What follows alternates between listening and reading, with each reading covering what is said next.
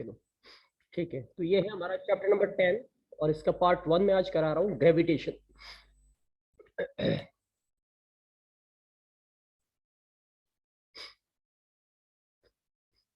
तो शुरू करते हैं बेटा। ग्रेविटेशन क्या है? आप लोगों ने ग्रेविटी वर्ड तो सुना हुआ है ना? कितने बच्चों ने सुना हुआ है? How many of you know the term gravity?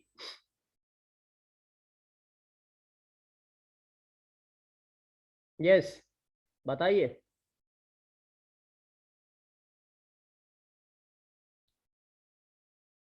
आप में से कितने बच्चे ग्रेविटी शब्द का मतलब जानते हैं? मैं बताता हूँ ग्रेविटेशन।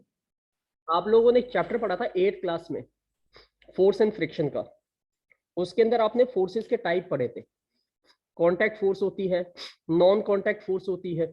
तो ग्रेविटेशन एक तरीके की नॉन कांटेक्ट फोर्स है और अर्थ के ग्रेविटेशन का नाम है बेटा ग्रेविटी।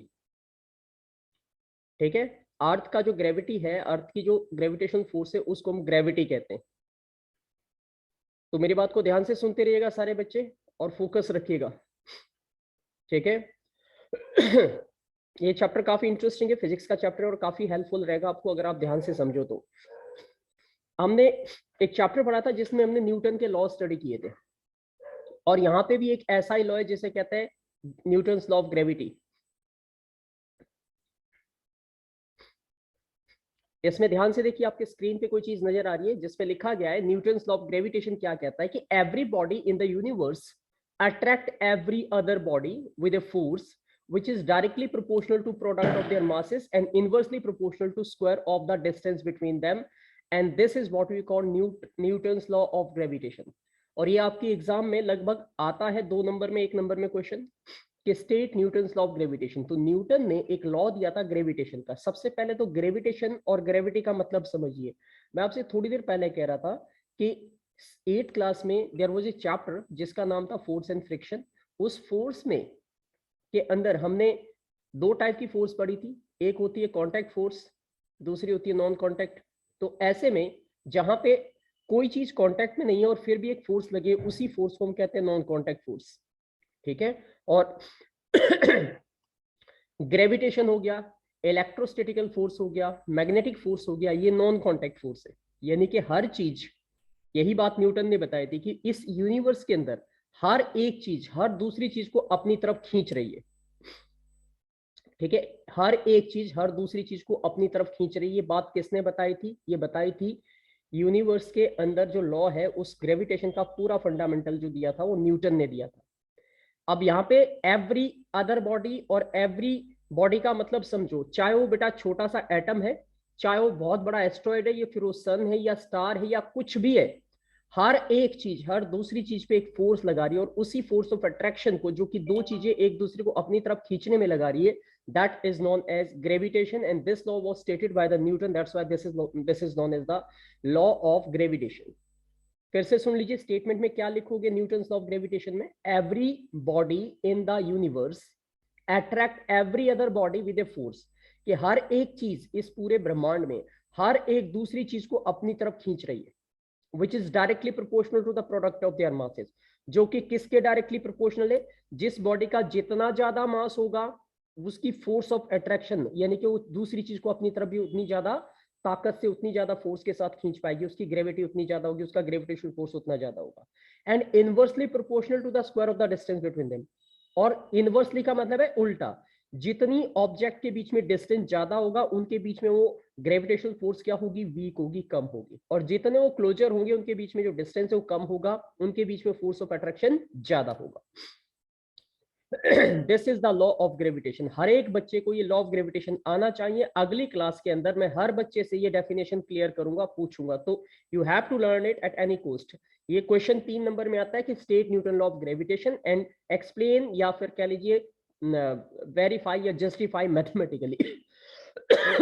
तो मैथमेटिकली भी समझने की कोशिश करेंगे। देखिए, जैसे मान लो ये 2 बॉडी है, एक ए है और एक ये बी है, और ये ए और बी एक दूसरे से डिस्टेंस पे, इस डिस्टेंस को हम आर मान लेते हैं। तो इस डिस्टेंस में का मतलब है कि इन दोनों बॉडी में एक फोर्स ए बी को अपनी तरफ खींच रही है, बी ए को अपनी तरफ खींच रही है। और अगर ये जितनी ज्यादा क्लोज है उनके बीच में ये फोर्स ऑफ अट्रैक्शन उतना ज्यादा, यानी कि ग्रेविटेशन फोर्स उतनी ज्यादा, जितनी ये दूर होगी उतनी ये फोर्स क्या होगी, वीक होगी। यही बात यहाँ पे न्यूटन लॉ में जो है स्टेटमेंट में इन्होंने बताई है। ठीक है, और यहाँ पे एक मैथमेटिकल एक्सप्लेनेशन आ जाता है, और उस मैथमेटिकल एक्सप्लेनेशन का नाम ये है, सामने देखिए।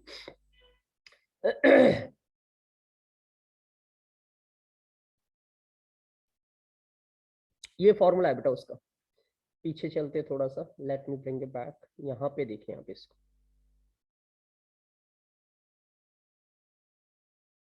ये वाला कि अगर मैं इस ए बॉडी का मास बेटा m1 मान लूं और बी बॉडी का मास मैं m2 मान लूं, तो इनके बीच की जो फोर्स है, ए और बी के बीच में जो F लग रही है फोर्स है, वो डायरेक्टली, ये सिंबल होता है डायरेक्टली का, तो F is directly proportional to product of the masses, का मतलब है m1 इंटू m2, इन दोनों के प्रोडक्ट के बराबर है। और इनवर्सली क्या होगा, F is inversely proportional to 1 upon में r स्क्वायर। तो इन दोनों का जो मैथमेटिकल फॉर्मूला बन जाएगा वो कुछ ये बन जाएगा, ध्यान से देखना आगे, ये वाला। ग्रेविटेशन कांस्टेंट, यानी कि यहाँ पे ये प्रोपोर्शनलिटी का एक साइन है जो डायरेक्टली प्रोपोर्शनल था, उसको हटाने के लिए जब हम इक्वल का साइन लगाते हैं तो यहाँ पे हम जी की एक वैल्यू पुट करते हैं।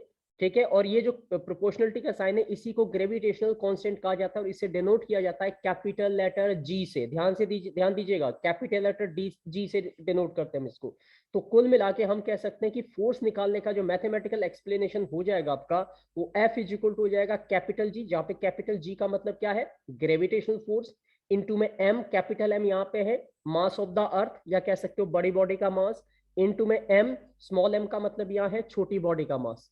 तो दो बॉडीज थी, एक को हमने कैपिटल M से डिनोट किया, दूसरे को स्मॉल m से डिनोट किया। ठीक है, और r होता है इनके बीच का डिस्टेंस और उसका स्क्वायर, क्योंकि स्टेटमेंट में यही कहा गया कि inversely proportional to the square of the distance between them. तो आपके पास एक्चुअल में जो फोर्स निकालने का फॉर्मूला है, आप किसी भी दो बॉडी के बीच की फोर्स कैलकुलेट कर सकते हो इस मैथमेटिकल फॉर्मूले से, जिसको हम लिखेंगे capital G, that is gravitational constant into mass of the bigger body into mass of the smaller body divided by distance between them का स्क्वायर, यानी कि r का स्क्वायर।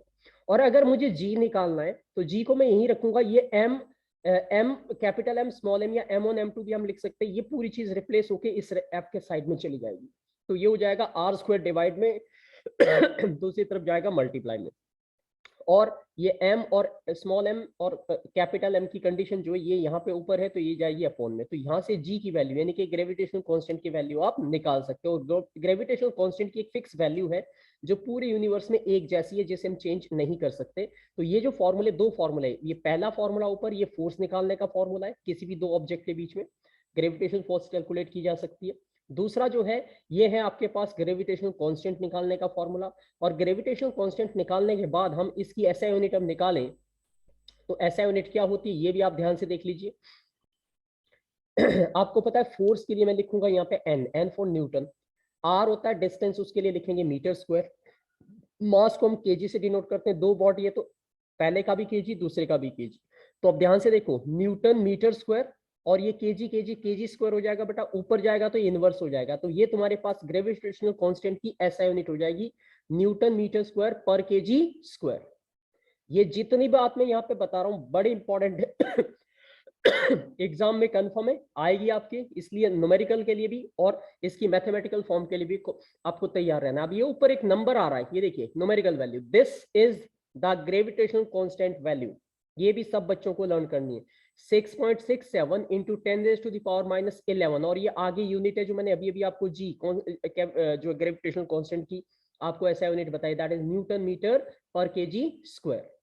तो जो कैपिटल जी है जिसे हम ग्रेविटेशनल कांस्टेंट कहते हैं, उसकी न्यूमेरिकल वैल्यू यूनिवर्सली जो अप्लाई की जाती है that is 6.67 into 10⁻⁻11 newton metre square पर केजी स्क्वायर। तो यहाँ पे आपने दो इंपॉर्टेंट फॉर्मूले समझे। पहले इंपॉर्टेंट फॉर्मूला समझा कि फोर्स कैलकुलेट करना किन्हीं भी दो बॉडी के बीच में, तो दैट इज दिस वन, यहाँ पे gravitational constant into mass of the first body into mass of the second body divided by the distance, यानी कि r का square. And if you have to calculate the gravitational constant तो आपके पास यही formula revert हो जाएगा, and it will be force into में डिस्टेंस का square divided by mass of the first body into the mass of the second body. So this is how you can understand this. और ये topic बहुत important है, मतलब ये first topic जो मैंने आपको कराया ग्रेविटेशन लॉ और ग्रेविटेशन लॉ की कैलकुलेशन, और साथ में ये पूरे का पूरा mathematical explanation this is quite important. मतलब ये समझ लो कि चैप्टर में अगर ये 6 नंबर का चैप्टर है तो कम से कम 3 नंबर का टॉपिक तो आपने अभी समझ लिया है, इसी में से क्वेश्चन बनते हैं। अब अगर मान के चलो कि हम let us we consider two bodies हमने कंसीडर की और दोनों का मास 1 kg है और उनके बीच का जो डिस्टेंस है 1 मीटर है। तो ऐसे में अगर आप ये फॉर्मूला अप्लाई करते हो फोर्स निकालने वाला, तो कैपिटल जी इंटू में फर्स्ट बॉडी का मास भी 1 इंटू में सेकंड बॉडी का मास भी 1 और डिस्टेंस वो भी 1 का स्क्वायर करेंगे तो 1 1 जा 1, नीचे 1 है, 1 से 1 का कुछ फर्क पड़ता नहीं, तो force is equal to F is equal to क्या हो जाएगा, जी हो जाएगा। तो आपको याद रखना है कि फोर्स और ग्रेविटेशनल कांस्टेंट कब सेम होते हैं, जब जो बॉडी का मास होता है वो भी यूनिट वैल्यू में होता है और जो डिस्टेंस होता है वो भी यूनिट वैल्यू में होता है। ऐसे में आपको जो है क्या होगा, फोर्स और ग्रेविटेशनल कांस्टेंट की वैल्यू सेम होती है। तो ये कंडीशन है, आपसे पूछी जा सकती है कि what is how could be the possibility that force is equal to gravitational constant. तो आप बोलोगे when the mass of the bodies is unitary and the distance between them जो है वो भी क्या हो, यूनिट हो। तो हम ऐसे में उसे इनको इस तरीके से कैलकुलेट कर सकते हैं। अब देखो यहाँ पे एक क्वेश्चन है हमारे पास, what is the magnitude of the gravitational force between the earth and 1 kg object on its surface.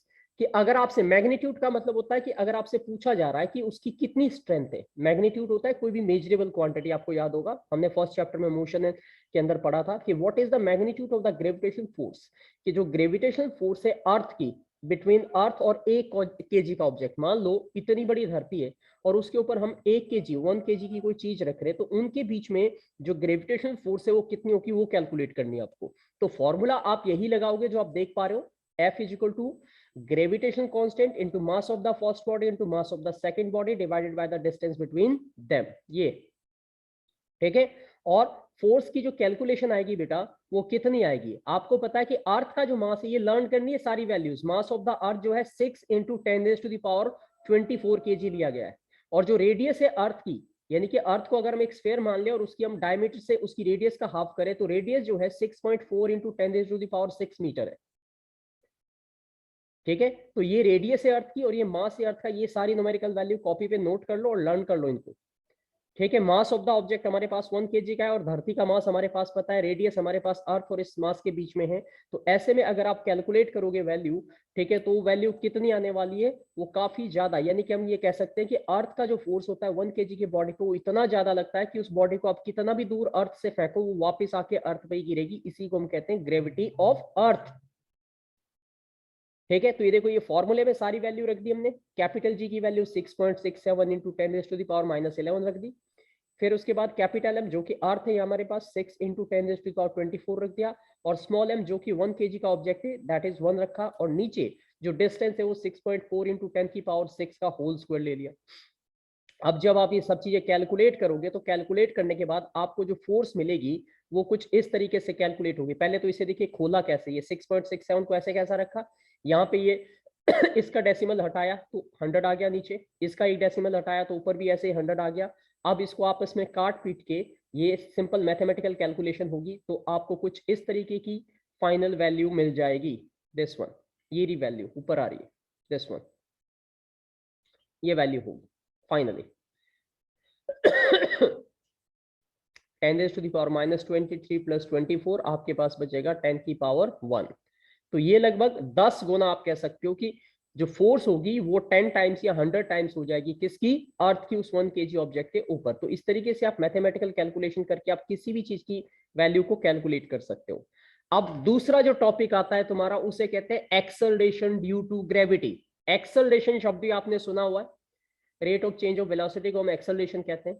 लेकिन यहाँ ग्रेविटी की फोर्स की वजह से जो एक्सेलरेशन होता है, कोई किसी चीज की स्पीड बढ़ती और घटती है, जब उस पर ग्रेविटी एक्ट करती है तो उसे कहते हैं एक्सेलरेशन ड्यू टू ग्रेविटी। तो now to understand this we have to conduct an activity which can just throw the two ball same mass की, हमें 2 बॉल लेनी है from the same height. Same height से 2 बॉल को एक साथ आपको नीचे ड्रॉप करना है और देखना है क्या होता है। तो उसके बाद देखो we will see that both the balls will fall at the same time and because the mass are same therefore they are almost at same time with the certain acceleration। अगर एक ही वेट की, मान लो 1-1 kilo की 2 ball आपने अपनी building से नीचे एक साथ गिराई तो धरती पे वो एक ही टाइम पे आके टकराएगी। और ऐसा इसलिए था क्योंकि दोनों का मास सेम था। अगर मास डिफरेंट होगा तो सिंपल सी बात है, जिसका मास ज्यादा होगा उसके ऊपर जो फोर्स होगी वो भी ज्यादा लगेगी, और अगर वो फोर्स ज्यादा लगेगी तो उसका अट्रैक्शन फोर्स यानी कि ग्रेविटी उसे जल्दी अपनी तरफ खींचेगी। तो मैंने आपको बताया था लॉ के अंदर कि जो ये लॉ है ये कहता है कि जो मास है वो डायरेक्टली प्रोपोर्शनल होता है प्रोडक्ट ऑफ मास, और इनवर्सली प्रोपोर्शनल होता है क्या, distance.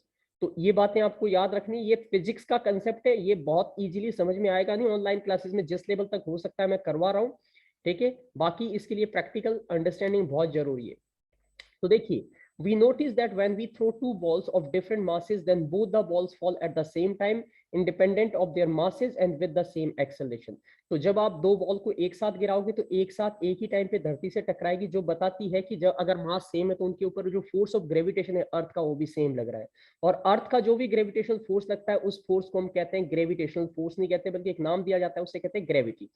So we can conclude that two things from these activities, ये एक्टिविटी से हमें दो बातें समझ में आती है कि acceleration produced in free falling body is just to gravity and no other external force, therefore acceleration is called also acceleration due to gravity. यानी कि जब भी हम कोई चीज धरती की तरफ नीचे गिराते हैं तो उसमें सिर्फ एक ही फोर्स काम करती है और वह है अर्थ की फोर्स, क्योंकि अर्थ का साइज जो है उन ऑब्जेक्ट से काफी बड़ा है, और मैंने आपको बताया कि जिसका जितना बड़ा साइज होगा उसका उतना ज्यादा मास होगा, और जितना ज्यादा मास होगा उसका ग्रेविटेशनल फोर्स भी उतना ही ज्यादा होगा, और अर्थ के ग्रेविटेशनल फोर्स को हम ग्रेविटी कहते हैं। इसी वजह से जब भी कोई चीज आप अर्थ से दूर फेंकते हो, ऊपर की तरफ फेंकते हो, तो एक हाइट पे जाने के बाद वो वापस धरती की तरफ गिरती है और अर्थ उसे वापस खींचता है जिस फोर्स से, उसी फोर्स को कहते हैं एक्सेलरेशन ड्यू टू ग्रेविटी या ग्रेविटी ऑफ द अर्थ।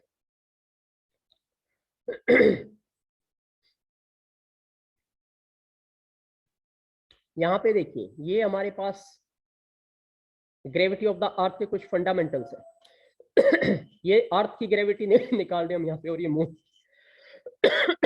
और ग्रेविटी ऑफ मून जो है 1/6 होती है then the gravity of earth.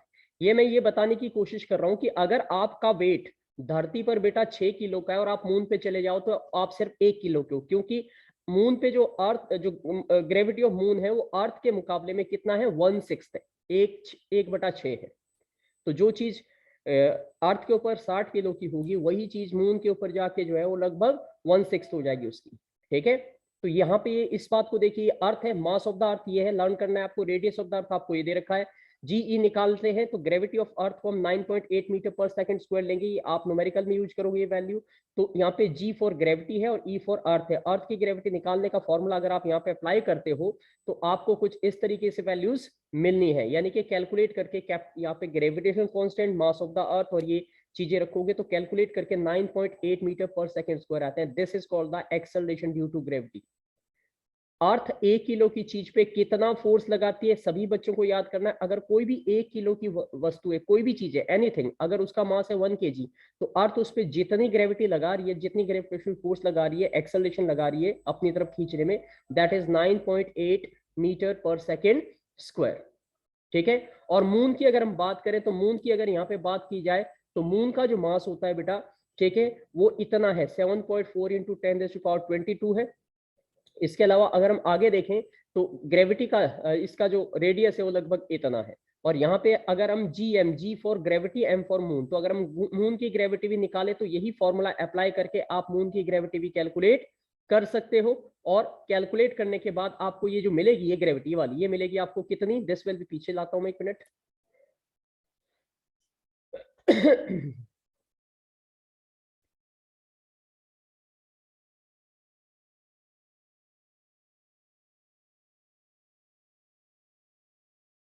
ये देखो, ये जो ग्रेविटी ऑफ मून आपको मिलने वाली है वो लगभग कितनी मिलने वाली है, ये हट क्यों रहा है,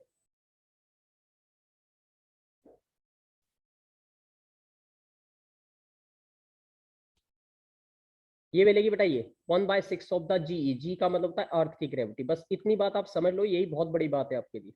आज मैं सिर्फ इतना ही करा रहा हूँ क्योंकि इसमें सारी न्यूमेरिकल वैल्यू आ रही है। ये देखो, उसके बाद कल मैं तुम्हें अगली क्लास के अंदर तुम्हें मैं इसके न्यूमेरिकल्स करवाऊंगा कि एक बॉल को अगर हम ऊपर की तरफ फेंकते हैं जिसकी वेलोसिटी 49 मीटर पर सेकेंड है, तो आपको उसकी मैक्सिमम हाइट कहाँ तक पहुंचेगी ये निकालना है, और वो टोटल टाइम जो है वापस आने में धरती पे कितना लगाएगी। तो आपको पहले इनिशियल वेलोसिटी लिखनी है, फिर फाइनल वेलोसिटी लिखनी है, फिर हाइट लिखनी है, फिर जी लिखनी है, और मैथमेटिकली इसको कैलकुलेट करना है, you will get your final answer. इस तरीके से कैलकुलेट होगा। इसमें हमें जो हमने फर्स्ट चैप्टर पढ़ा था जिसमें first equation of motion, second equation of motion है, उन सभी इक्वेशन ऑफ मोशन का यहाँ पे यूज होना है।